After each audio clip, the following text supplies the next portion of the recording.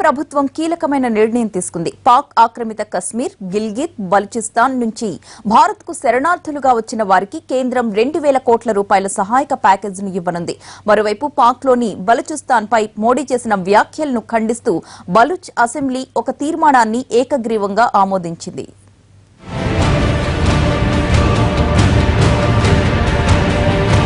దేశ విభజన సమయంతో పాటు 1965, 1971లో పాక్తో యుద్ధ సమయాల్లో శరణార్థులు భారత్కు భారీగా వలస వచ్చారు. జమ్మూ కాశ్మీర్లోని పలు జిల్లాల్లో స్థిరపడ్డారు.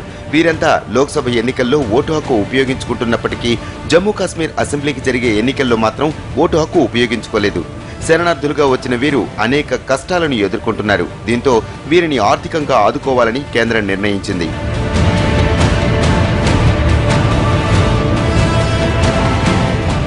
మొత్తం 9,200 కోట్ల రూపాయలు శరణార్థుల కోసం ఇవ్వాలని నిర్ణయించింది. ఇందులో మొదటి విడతగా 2,000 కోట్ల రూపాయలు ప్యాకేజీకి నెల రోజుల్లో ఆమోదం లభించనుంది.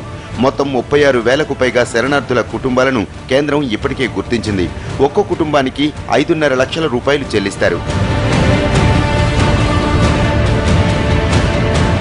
మరోవైపు బలూచిస్తాన్పై ఆగస్టు 15న ఎర్రకోట నుంచి మోడీ చేసిన వ్యాఖ్యలను ఖండిస్తూ బలూచిస్తాన్ అసెంబ్లీ తీర్మానాన్ని ఏకగ్రీవంగా ఆమోదించింది.